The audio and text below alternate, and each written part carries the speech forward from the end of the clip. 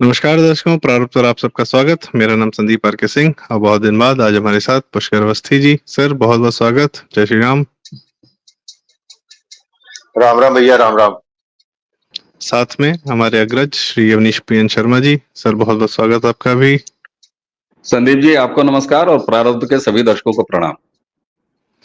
जी, और आज बात वही हमारी जो है एक बहुत महत्वपूर्ण मुद्दा है, और हम बात इसलिए कर रहे हैं क्योंकि मेन स्ट्रीम मीडिया बिल्कुल बात नहीं करता, लेकिन ये बात बहुत जरूरी है कि कोई आदमी जो प्रधानमंत्री बनने का ख्वाब देख रहा है, सपना पाल रहा है, उसके लिए भारत जोड़ो यात्रा, न्याय तोड़ो यात्रा, मतलब सारे कर्म कर रखा है। इधर टहल रहा है, उधर टहल रहा है, दाढ़ी बढ़ा ले रहा है, टी-शर्ट पहन ले रहा है, संसद में खालिस्तानियों को बुला ले रहा है। इतनी कवायद जो आदमी कर रहा है, सारी देश की जाति जानना चाहता है, उसके बारे में, उसका निजी जीवन कैसा है, उसके बारे में जब कोई जानकारी आती है, वो भी सीधे बांग्लादेश से आती है, दिल्ली से नहीं आती, बांग्लादेश से आती है, ढाका से। श्री सलाउद्दीन चौधरी जी हैं। उन्होंने काफी विस्फोटक आर्टिकल्स लिखे हैं ब्लिट्स में। हमारे दर्शकों को शायद उनको अंदाजा भी हो, पता भी हो, और आपने देखा होगा हमारे पुराने वीडियोस जिसपे हमने चर्चा की है। लेकिन मैं एक चीज पुष्कर दा से जानना चाहूंगा कि राहुल का ये जो प्रकरण है, जो ये जो चुप्पी साध ली गई है, इस पर आपके क्या विचार हैं पुष्कर दा? क्योंकि ये कोई बहुत सही चीज तो नहीं हो रही है। सबने आंख बंद कर रखी है, राजा नंगा है लेकिन कोई कह नहीं रहा है। पुष्कर दा। देखिए, निश्चित रूप से सलाउद्दीन शोएब चौधरी जो बांग्लादेश में ब्रिटिश अखबार के जो है संपादक है, उन्होंने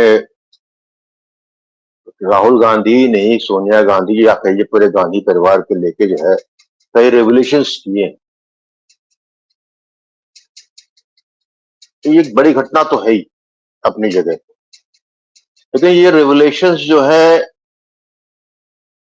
कुछ चीजें छोड़ दीजिए, जैसे राहुल गांधी के 2 बच्चे क्लेम किए गए हैं, लेकिन ज्यादातर खबरें जो है पिछले 10, 15, 20 साल में जो है गाहे बगाहे आपको, यदि आप कायदे से फॉलो कर रहे हैं तो ये सूत्र कहीं ना कहीं आपको शुरू से 10-15 साल में मिलते रहे। लेकिन ये था कि आया और बिल्कुल एक शॉर्ट मेमोरी के हिसाब से निकल गया, वो भी केवल सोशल मीडिया के प्लेटफॉर्म पे, मेन स्ट्रीम मीडिया पे नहीं। मेरी चिंता कुछ दूसरी तरह की है। ये जो टाइमिंग है, 5 अगस्त को बांग्लादेश में सत्ता पलटी जाती है, सत्ता उसी तरह पलटी जाती है कि पूरे देश को चोक कर दिया जाता है, जिसमें से निश्चित रूप से 90% जो सड़क पे आदमी निकला था वो एक ऑर्गेनिक उन्माद नहीं था। हर आदमी को अपने अपने हिसाब पूरे करने थे। गोल उनको जो है, उनका व्यक्तिगत क्या गोल है, उससे ज्यादा महत्वपूर्ण जो उस भीड़ को सामने ला रहा था, उसका गोल सामने आया, और शेख हसीना को जो है बांग्लादेश से जिंदा निकल जाने में सफलता मिली और भारत को शरण ली। उसके बाद से तारतम्य स्टार्ट, ये चीजें आई। तो इसके मतलब ये इंगित ये करता है कि इसके पर्दे के पीछे बहुत ज्यादा कहा।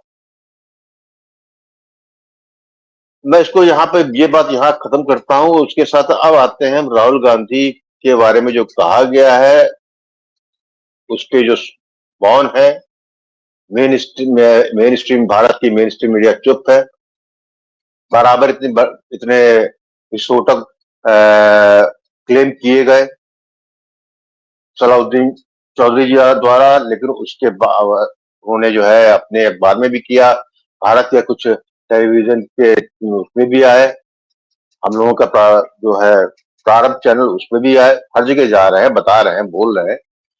लेकिन सबसे विशेष बात यह है कि उनके खिलाफ उनके विरुद्ध ना तो कांग्रेस की तरफ से कोई आधिकारिक टिप्पणी अभी तक आ पा रही है, स्वयं जिन पे इल्जाम लगा वो कुछ बोल रहे हैं, और ना ही शोएब चौधरी को अभी तक किसी अदालत में जो है घसीटा गया। यदि इतनी बड़ी बात मेरे लिए, आपके लिए, किसी के लिए भी होती तो, या एक साधारण किसी व्यक्ति के लिए कहा जाता है इस तरह का, और उसमें यदि लेश मात्र भी शंका की गुंजाइश होती, तो वो व्यक्ति जो है, जिसने आरोप लगाया है, उसको जो है कोर्ट ले जाता। लेकिन जैसे देखा है कि पिछले एक हफ्ते से सन्नाटा है।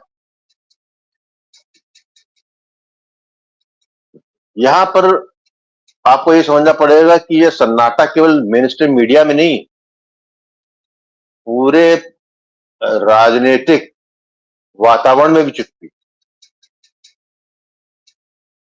किसी राजनीतिक दल ने इस मुद्दे को उठाकर कोर्ट में या किसी जगह जो कि एक वैदिक स्थान हो, वहां जाकर इससे पूछताछ करने की गुरेज नहीं की। यदि सवाल पूछ भी रहे हैं राहुल गांधी जी से, तो उसमें अपना पल्ला झाड़ ले रहे हैं, किनारे से सवाल पूछा जाए। तो आपको समझना पड़ेगा जो चीजें हैं, ये मेरा मानना है कि भारत के राजनीतिक पटल में लोगों को मालूम था। मैं जो राजनीतिक पटल कह रहा हूं, उसमें बीजेपी को भी मैं जो है समाधान नहीं दे रहा।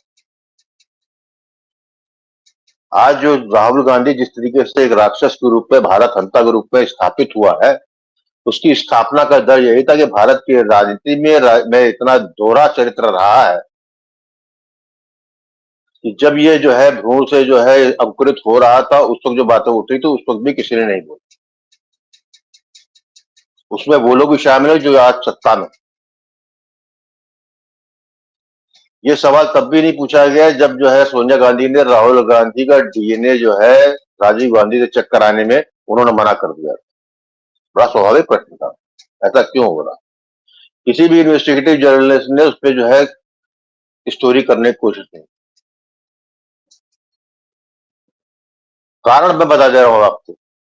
कारण ये है कि भारत का समाज जिस तरीके से दास्ता में इतने वर्ष रहा, शताब्दियों तक, और विशेषतः 15 अगस्त 1947 के बाद जो है उसको उसको जो है उस दास्ता को कंटिन्यू रखा, तो भारतीय समाज में जो है एक पतन आया। भ्रष्टाचार तो हुआ ही, लेकिन मर्यादाओं का भी पतन। और उससे क्या होता है कि हम जो है डबल, हमारा दोहरा चरित्र हो जाता है, हम हिपोक्रेट हो जाते। हम हिपोक्रेट थे, इसीलिए हमने मोहनचंद करमचंद गांधी, जवाहरलाल नेहरू के सारे कुकर्म जो है छुपाए रहे। ऐसा कुछ भी नहीं है कि जो बाद में रेवोल्यूशन हुआ, ऐसा कुछ भी नहीं, कि जो 47 में चीजें नहीं थी, सामने नहीं आ रही, नहीं रहा, क्योंकि भारत का समाज उसको सुनना नहीं चाहता। लोगों ने दो दो शादियां की, शादी होने के बाद भी जो है किसी को रखा, उसके बाद भी किसी ने चेहरे में शिकन नहीं आई, क्योंकि हर राजनीतिक दल में ऐसे चरित्र मौजूद थे कि जिन्होंने भारत के सामाजिक मापदंड को तोड़ा था। तो आप ये कह सकते हैं, you scratch my back, I will scratch your back. इसीलिए भारत की पत्रकारिता में 60 के दशक से, 50 के दशक से ही किसी के साथ यदि आपके यौन संबंध या अंतरंग संबंध है, उसको ले किसी राजनेता के, उस पर जो है चर्चा ही वर्जित कर दी। It was self censorship by the media. जब 70s में ये सब बातें होती थी, तो मुझे लगता था कि बड़ा हम बड़े प्रबुद्ध लोग हैं हमारा, और बड़ा ही जिम्मेदार हमारा मीडिया है कि वो इस पर बात नहीं कर रहा है इस तरह की। लेकिन अब जब मैं इस उम्र के इस पड़ाव में हूं, तो मैं पीछे मुड़ कर देखता हूं, तो मुझे लगता है कि मीडिया में जो लोग थे, मीडिया के जो मालिकान थे, मीडिया में जो काम करने वाले थे, उनका भी वही चरित्र था, दुष्चरित्र था जो राजनेताओं का। तो वो एक गठबंधन हुआ जिससे भारत समाज जो है एकदम अपने हाथ छाड़ के खड़ा हो गया। ये राहुल गांधी 2014 से पहले भी देश जाते रहे, 2014 के बाद भी गए, लगातार बाहर आए, कितनी बार मेरी यात्रा की, ये की है। आज तक मैंने 10 सालों में संसद में भारत की सरकार द्वारा जो भारत के हमारे टैक्स पे और आपके टैक्स से जो है एसजीपीजी कवर देती है इन लोगों को, अब वो छोड़ के निकल जाते हैं, उस पर आज तक जो है कोई प्रश्न नहीं पूछा, कटघरे में नहीं खड़ा किया। क्या इसके पीछे राजनीति थी या विवेकहीनता थी, मैं नहीं जानता। उसका परिणाम देख लीजिए संदीप, जब आज जो है सब कुछ सामने है, स्पष्ट रूप से है कि भारत जो है किनारे जो है ढकेला जा चुका है। भारत पे जो है अमेरिका या डीप स्टेट या CIA XYZ या पाश्चात्य शक्तियां हैं जो भारत को जो है 2014 के पहले का भारत चाहती हैं, और जो भारत में 2014 के बाद तमाम जितने आंदोलन खड़े हुए, कराए गए, उद्दंडता कराई गई, अराजकता कराई गई, वो सब वहीं से ही जनित थे। तो कभी NGO के माध्यम से हुआ, कभी किसी के माध्यम से। अब आज तो हालत ये हो गई है कि आज जो है भारत के विरुद्ध, भारत के अहित की बात करने में किसी को गुरेजी नहीं, आज शर्म ही नहीं। आज जो है सीना खोल के, झूठ बोल के भारत को जलाने की धमकी बार बार दी जा रही है और प्रयास किया जा रहा है। बांग्लादेश का जो है एक ऐसा टेम्पलेट हो गया है कि मैं देख रहा हूं सारे जो है वो यूट्यूबर्स जो गांधी परिवार का जो है चरणों को धो धो के इसको चरणा में समझ के पीते हैं, उनके लिए टेम्पलेट बन गया।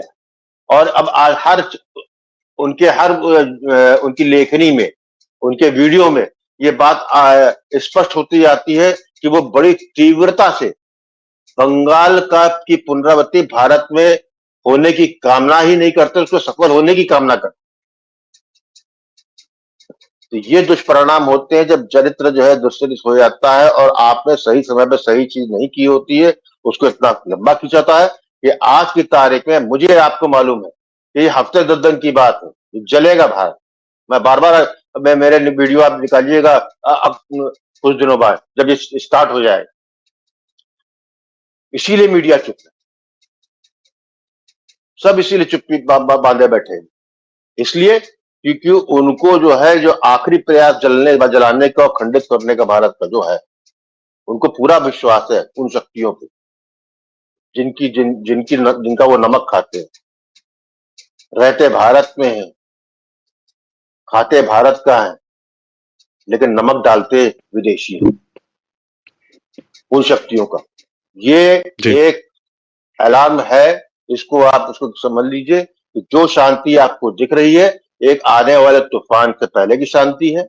जिस तरीके से बंगाल पे निर्लजता चल रही है आप देख रहे हैं, जिस तरीके से डैम नॉट केयर वाला एटीट्यूड जो है भारत के विपक्ष ने के साथ भारत की मेन स्ट्रीम मीडिया ने कर लिया है, उससे तो यह निहित है कि जितने भी आरोप लग रहे हैं वो जो है निश्चित रूप से कहीं ना कहीं सत्य का पलड़ा उस तरफ भारी है अवश्य है, लेकिन उसी के साथ भारत का भविष्य कहीं जरूर डगमगाया हुआ। भारत को आहत होना है। ये जो हमने जो रक्त बीज पैदा किए, जो हमने जो है राक्षस को जो है फलने फूलने दिया गया बनाया है, उसको जो है हमारे ही अपने ही कमजोरियों से, भारत के समाज की कमजोरी कह लीजिए, इसको भारत के राजनीतिक दल के कह लीजिए, भारत के बौद्धिक जमात कह लीजिए, वो सब जो है इतना खड़ा हो गया है कि आज की तारीख में हम और आप सोचने वाले, भारत का हित सोचने वाले माइनॉरिटी में, हम संख्या में। और ये जो है जो चुप्पी हुई है सलाउद्दीन शोएब चौधरी के रेवलेशन के बाद, उनकी जो उन्होंने रहस्योद्घाटन किया है उस पर कोई आया नहीं। इसलिए नहीं आया है कि वो निर्लज्जता की सारी मर्यादा की सारी सीमाएं जो है पार कर चुके। उनको परिणाम से मतलब है। उनका परिणाम क्या है? भारत का जलना। फिर उनको उस परिणाम से मतलब है, और उसके संग जो है सब कुछ जो है स्वाहा। उनको अग्नि में हर चीज जाती है, लोग कहते हैं आहुति दी जाती है, वो स्वाहा हो जाता है। तो यही ये लोग कर रहे हैं। तो मैं तो अंदर से थोड़ा डरा भी, और डरना चाहिए लोगों को। ये जो चुप्पी है ये बहुत बड़े तूफान की आने की सूचना है, जिसमें भारत का एक बड़ा वर्ग स्वयं शामिल। जी, बात आपकी सही है। बांग्लादेश में भी जो हुआ वो अचानक से वहीं के कुछ लोग थे कुछ क्या ज्यादातर लोग थे, वो तो एक इस्लामिक देश की परिणति है, पर बाहर से जो फंडिंग, जो अंदर से जो लोग थे, उन्होंने ही ऑर्गेनाइज करके एक पूरी चुनी हुई सरकार को बर्खास्त कर दिया, और लोकतंत्र में उनका तो कतई विश्वास नहीं। मैं अवनीश जी के पास आऊंगा। सर, मेरा सवाल यह है आपसे कि जो राहुल गांधी लोकतंत्र, संविधान, हर चीज की दुहाई देते रहते हैं, उनको इसी चुनाव प्रक्रिया से ही प्रधानमंत्री बनना है। अभी उनके पास ऐसा तो कुछ तरीका है नहीं कि चढ़ाई कर देंगे दिल्ली पर और राजा हो जाएंगे। तो लोकतंत्र के लिए या चुनाव प्रक्रिया का पालन करने के लिए जनता के मानस पर अपना असर छोड़ना होता है, और जनता के मानस पर यह भी तय करना होता है कि कोई हमारा बुरा असर ना जाए। तो ये जो मीडिया की बात दादा कर रहे थे, मीडिया का यही काम है कि आपकी इमेज मेकिंग, आपकी इमेज प्रोटेक्ट रखते हैं, बुरे से बचाते हैं, अच्छा आपको बनाते जाते हैं। क्या राहुल गांधी, गांधी परिवार और ये पूरा मीडिया तंत्र यह जानता है कि राहुल गांधी के अगर इस प्रकार से विदेशी संबंधों या बच्चों, अगर सलाउद्दीन जी के उस पूरे उसमें सच्चाई है, तो अगर यह बात आती है तो भारतीय जनमानस कहीं इसको स्वीकार नहीं कर पाएगा, या कहीं राहुल गांधी को अपना नेता या अपना नेतृत्व सौंप नहीं पाएगा। तो ये बात गांधी परिवार, नेहरू परिवार को पता है, इसलिए ये लोग छिपा के रखे हुए हैं और भारतीय जनता को भ्रम में रख रहे हैं और बेवकूफ बना रहे हैं। भाई, अगर आपको जी चुनाव लड़ना है, प्रधानमंत्री बनना है, सच्चाई के साथ आइए। ये आधा सच क्या है सर, क्यों है? जी जी जी बिल्कुल। देखिए, दादा ने पुष्कर दा ने जो बात शुरू की, उसमें राजनीतिक दल किस तरीके से अपना काम करते हैं, मीडिया किस तरीके से अपना काम करती है, जिसको अब हम लोग सुपारी जर्नलिज्म बोलने लग गए हैं। आपने भी मीडिया की उस भूमिका को तलाशने का प्रयास किया, लेकिन जरा इस देश में अगर कोई पहला उदाहरण ऐसा खोजा जाए कि जब किसी के राजनीतिक कैरियर को खत्म करने के लिए किस तरीके से मीडिया का सहारा लिया गया, और वह भी उसके चरित्र के बारे में। मैं ये नहीं कह रहा हूं कि वो झूठा आरोप था या झूठा ब्रेकिंग था। 1977 के चुनाव में अगर इंदिरा गांधी जी का कोई सबसे बड़ा प्रतिद्वंदी विद इन कांग्रेस था तो वो बाबू जगजीवन राम थे, और बाबू जगजीवन राम कभी प्रधानमंत्री नहीं बन पाए। किस घटना की वजह से? 1978 में सूर्या नाम की एक मैगजीन, जिसकी एडिटर आज की भारतीय जनता पार्टी की नेत्री श्रीमती मेनका गांधी और गांधी परिवार की दूसरी बहू छोटी बहू, वो उसकी एडिटर थी साहब। और उस सूर्या मैगजीन में बाबू जगजीवन राम के बेटे सुरेश राम की नग्न तस्वीरें एक लड़की के साथ छापी गई और पूरा रिपोर्ट छापा गया, क्योंकि तब यूट्यूब नहीं था, तब टीवी चैनल्स वगैरह भी इस तरीके से नहीं थे और दूरदर्शन का था केवल। हालांकि सुरेश राम ने उस लड़की से शादी भी कर लिया था, लेकिन उस एक रिपोर्ट ने, उस एक तस्वीर ने भारतीय राजनैतिक जगत में वो पहला रास्ता खोल दिया, जहां चरित्र को सामने रख के निजता की बात की रिपोर्टिंग करके मीडिया ने और कांग्रेस की श्रीमती इंदिरा गांधी ने अपने एक राजनीतिक दुश्मन या प्रतिद्वंदी जगजीवन राम का काम खत्म कर दिया, कैरियर समाप्त कर दिया। सर, उस समय कितने लोगों ने पढ़ा होगा, लेकिन काम हो गया। अब जरा उसी मॉडल को यहां अप्लाई कर लीजिए। सलाउद्दीन साहब, जिस समय हम आप रिकॉर्डिंग कर रहे हैं प्रारब्ध के इसी मंच पर, सलाउद्दीन साहब का एक वीडियो प्रीमियर है, वो चल रहा है, दर्शक उसको देख रहे हैं। सवाल यह है कि बिल्कुल सही बात है, मीडिया इमेज बनाता है, मीडिया इमेज बिगाड़ता है। और एक चीज अभी कल ही जब मैं रिकॉर्ड कर रहा था, जो वीडियो अभी चल रहा है, मेरे मुंह से निकला मेन स्ट्रीम मीडिया, और मुझे सलाउद्दीन चौधरी साहब की बात बड़ी अच्छी लगी। उन्होंने कहा कि साहब ये बताइए कौन मेन स्ट्रीम मीडिया है और कौन ऑफ मेन स्ट्रीम मीडिया है। ऐसा कुछ नहीं है, ये गलत टर्म है। आज जब सूचना के इस दौर में जहां बीबीसी पढ़ा जाता है, जहां बीबीसी देखा जाता है, जहां हिंदुस्तान का कोई बड़ा चैनल देखा जाता है, उसी प्लेटफॉर्म पर प्रारब्ध जैसा हम्बल प्लेटफॉर्म भी दर्शकों के सामने होता है। उन्होंने कहा भाई कभी एक बात थी जब अखबार था और छोटे अखबार थे, बड़े अखबारों को मेन स्ट्रीम मीडिया का कहा जाता था, तो मेन स्ट्रीम मीडिया जैसी कोई चीज नहीं है। इसलिए हमें लगता है कि हम लोगों को भी अपने डिस्कोर्स में एक बात को बदलना चाहिए कि अगर कोई चीज टाइम्स ऑफ इंडिया में नहीं छिपी, अगर कोई न्यूज सेक्टर 16 की मीडिया नहीं दिखा रही है, आखिर सर्कुलेशन पर ही तो आधारित होता है साहब, कि आपका कार्यालय सेक्टर 16 में हो, आपके पास बड़े बड़े कैमरे हों, आपके पास जो है खूबसूरत एंकर्स हों, आपके पास बड़े स्टूडियो हों, तो आप मेन स्ट्रीम मीडिया हैं। आप भी बजते वही हैं। कितने घरों में टीवी जिंदा है आज? अगर कोई चैनल देखे भी जा रहे हैं तो मोबाइल में देखे जा रहे हैं। अपने अपने सबके एक साथ एक घर में अगर 6 सदस्य हैं तो 6 चैनल चलते रहते हैं, 6 टीवियां चलती रहती हैं, 6 मीडिया के माध्यम चलते रहते हैं, लेकिन सब चलते कहां हैं? सब चलते हैं नेट पर, यानी मेन स्ट्रीम मीडिया नेट है। तो सलाउद्दीन चौधरी की, ब्लिट्स की ये सारी रिपोर्टें मेन स्ट्रीम मीडिया में नहीं चल रही हैं। मुझे लगता है कि अब ये नहीं मानूंगा और नहीं मानना चाहिए। सवाल ये है, अब आपके उस वाले बात पे आता हूं। आप ये बताइए कि यूएस, मतलब ये लोग हमेशा जो है बाहर की चीजें, बड़ा आयातित चीजें बड़ा उस पर जोर देते हैं। हिंडनबर्ग का मसाला हो चाहे कोई भी मसाला हो। यूएस के इलेक्शंस बड़े मैच्योर्ड इलेक्शन होते हैं भाई। वहां तो राजनेताओं के निजी जीवन, निजी चरित्र, एक एक रेशा रेशा उस पर बात की जाती है, स्वस्थ बातचीत होती है।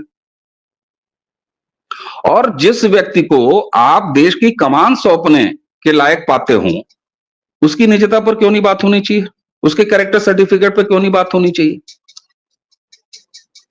चक्कर क्या है जो दादा ने बताया, जिसका संकेत दिया सिर्फ पुष्कर दा ने, अगर ये सब खुलेगा ना तो इतनी तहें और खुल जाएंगी कि फिर आपका जाति पूछने का अधिकार समाप्त हो जाएगा जब आपका मजहब खुल जाएगा।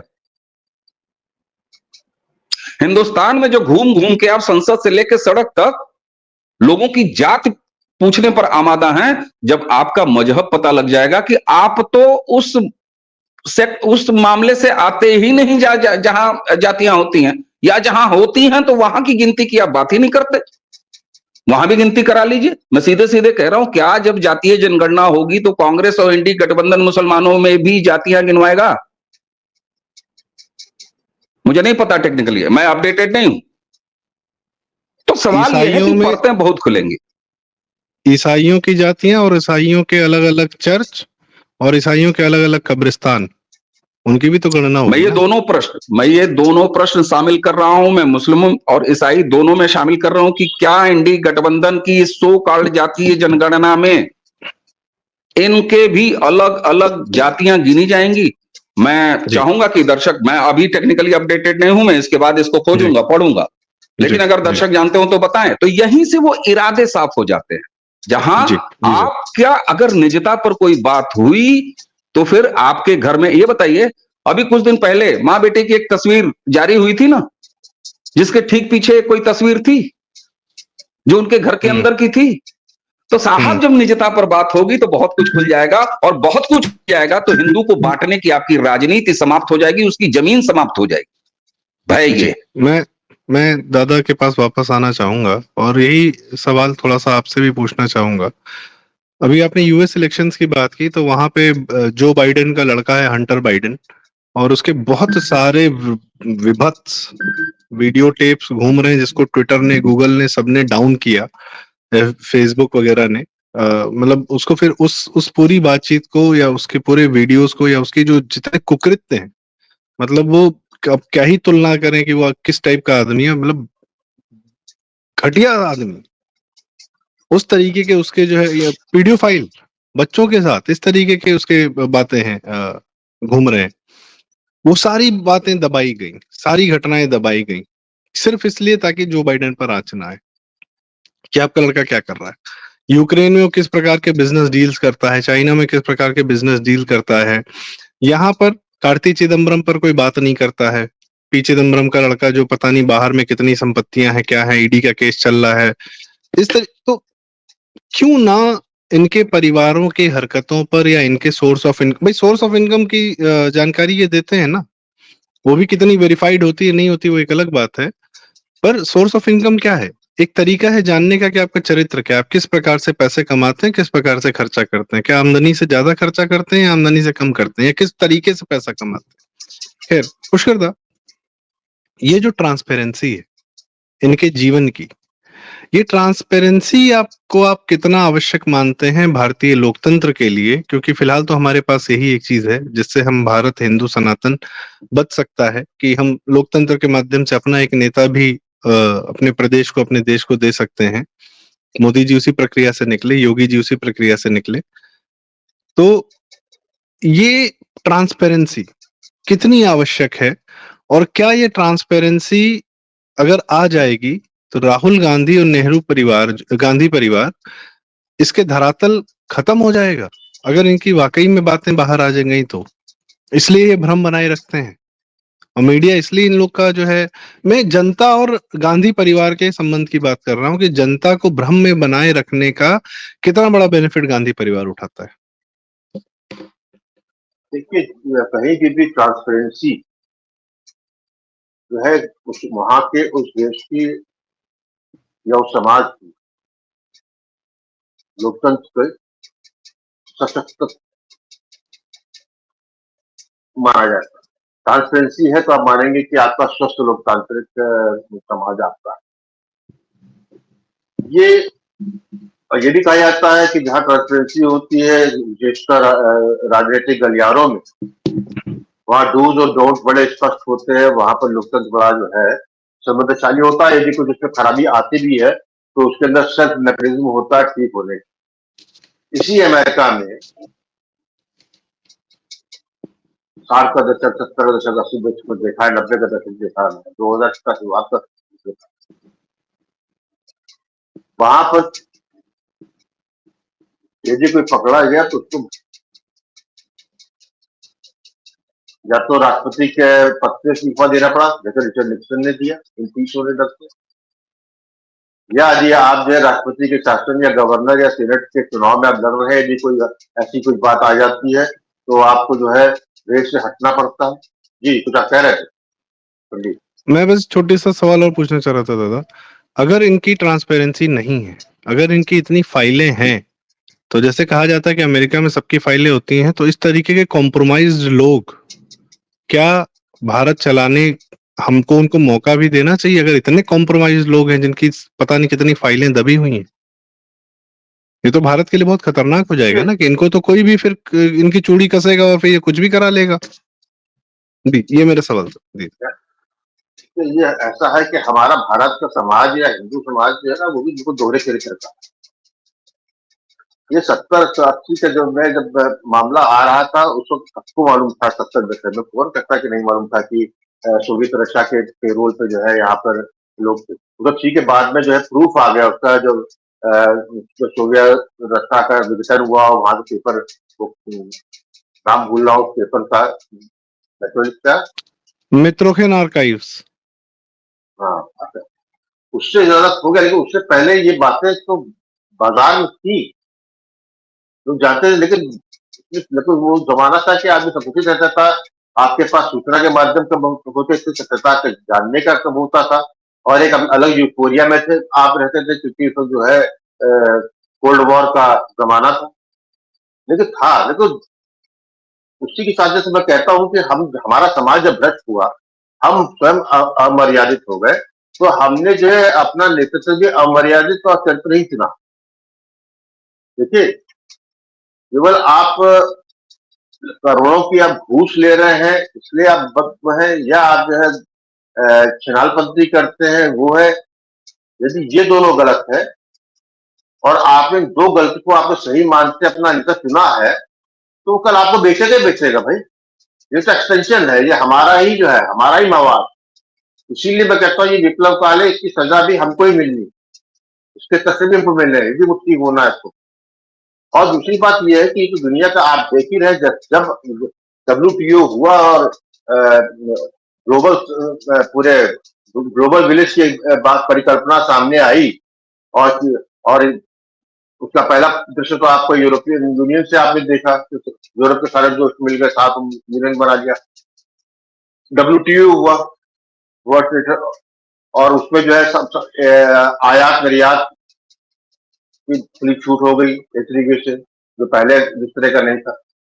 तो जब आपने ऐसा कर लिया तो वो कंपनियां जिसको सो कॉल्ड आप MNC कहते हैं, वो जो कि जो है भारत जो विश्व में जो है एक छोटी सी घटना का रिपल इफेक्ट को महसूस करते और कराते हैं, ये तो वो देखते हैं। सन 60 का दशक हो या 70 का दशक हो, यदि 80 का दशक, तो आपने जब अपने आंख से देखा है कि अमेरिका या CIA या अमेरिका चल या वेस्टर्न पावर हमेशा जो है किसी डेमोक्रेटिक नेता की जगह जो है डिक्टेटर को पसंद ज्यादा करते थे, या सिंगल पार्टी को पसंद करते थे किसी राष्ट्र में, क्योंकि उनकी वन विंडो शॉपिंग थी। पूरा जो है आपका अफ्रीका, वो दशक पूरा जो है केवल और लैटिन अमेरिका और एशिया, ये वो सत्ता परिवर्तन गई, तो वही पहले से था, लेकिन हम लोगों ने उसको जो है नहीं समझा, या ये सोचते रहे कि हम पे क्या फर्क पड़ता है। वही चीज अब हम पे लागू, हमने पारदर्शिता जो है कम नहीं है।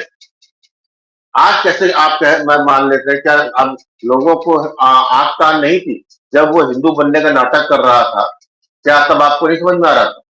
क्या जिस तरीके से हिंदुओं को सनातन से कटाक्ष कर रहा था, सनातन के प्रतीकों को विरुद्ध खड़ा हुआ था, जिस तरह सरेआम जो है गाय की बच्चा को जो है सड़क पे केरल में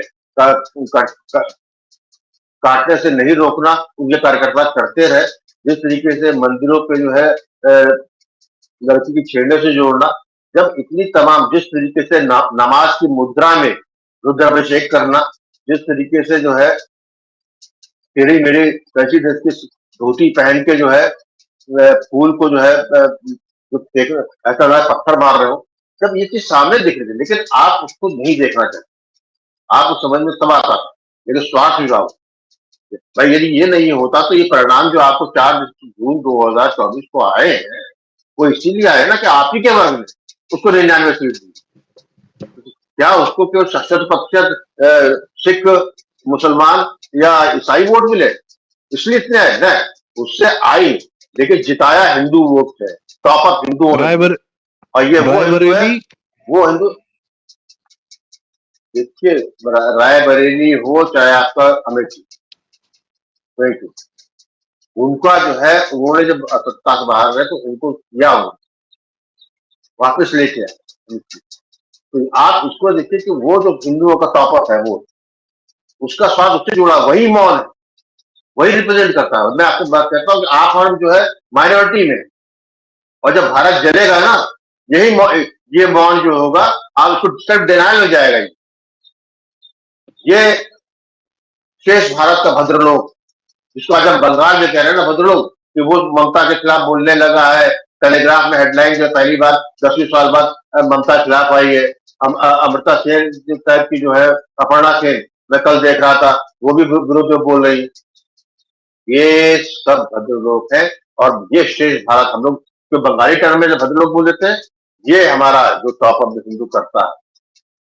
ये मेन स्ट्रीम मीडिया का जो है तथाकथित जो 10-15 साल से जो है एक पत्रकार के नाम पे, पत्रकारिता के नाम से टेम्पलेट लगाए हुए, ये भद्रलोक, ये मौन रहे जब जलेगा।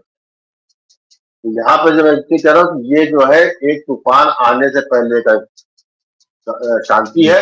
और यदि आज हिंदू समाज या भारतीय समाज अपने आप को ये कह के ठगा महसूस नहीं कर सकता कि अरे हमको तो पता ही नहीं, मैं इसे करता ही नहीं मानूंगा, सबको चुगबुगाहट की, लेकिन जानते बूझते अपने स्वार्थ के लिए, अपने लिए, स्वयं के लिए उन्होंने आग बंद रखी।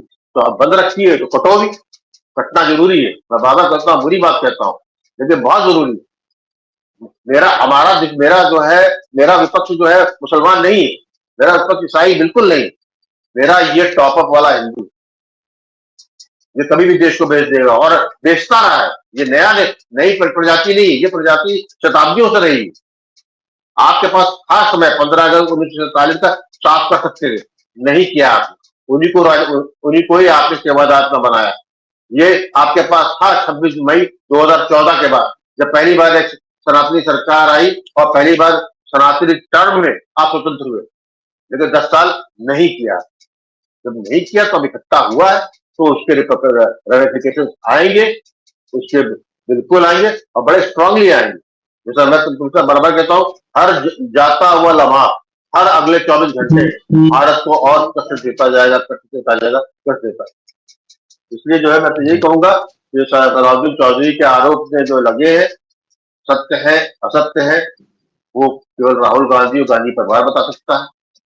लेकिन क्योंकि वो जो है उन्होंने अभी लकीर नहीं खींची है, तो शंका की पूरी गुंजाइश है, और ये शंका की पूरी गुंजाइश है तो और उस पर जो है पूरा मेन स्ट्रीम मीडिया शांत है, कोई सुबुगाट नहीं, तो समझ लीजिए कि बहुत तेज आपका आक्रमण करने आने वाला। जी, तो इसी के साथ आज की जो आपने बात कही है दादा, मतलब मैं समझता हूँ कि आप क्या देख रहे हैं और बार बार आप हमें रिमाइंड भी कर रहे हैं कि आने वाला समय कोई बहुत अच्छा नहीं है। It's going to be a collision course. सभ्यताएं आपस में फिर से भिड़ने जा रही हैं। हिंदू अगर थोड़ा बहुत भी उठा है तो वो क्रिश्चियनिटी ने भी बर्दाश्त नहीं किया है, इस्लाम ने भी बर्दाश्त नहीं किया, 1000 साल तक बर्दाश्त नहीं किया। आज आप पहली बार उठ रहे हैं तो आपको वापस पूरी तरह कुचलने की उनके सामने से कवायद होगी। बांग्लादेश में दिख रहा है, कोलकाता में दिख रहा है, भारत के कई हिस्सों में दिख रहा है। एक नया शिगुफा और अभी छोड़ा जाना बाकी है, जम्मू कश्मीर का चुनाव, उस पर भी दिखेगा, पर वो उसकी चर्चा बाद में। तो राहुल गांधी के बहाने जो ट्रांसपेरेंसी है वो जरूरी है। क्यों? क्योंकि भारत का लोकतंत्र, हमारे हिंदुओं के पास सिर्फ एक चीज है, भारत का लोकतंत्र, और कुछ नहीं। उसके लिए ट्रांसपेरेंसी हर आदमी की अति आवश्यक है। जब नरेंद्र मोदी की डिग्री तक बात जा सकती है, राहुल गांधी के बच्चों तक बात क्यों नहीं जाएगी? इसी के साथ बहुत बहुत नमस्कार, धन्यवाद, प्रणाम। दर्शकों, कृपया आपसे रिक्वेस्ट, हमारा वीडियो लाइक करें, शेयर करें। आप बहुत प्यार दे रहे हैं। अपनी राय कमेंट्स में जरूर जाहिर करें। अवनीश सर बहुत बहुत धन्यवाद, पुष्कर सर धन्यवाद, थैंक यू। राम राम, प्रणाम, नमस्कार। राम राम भैया, राम राम।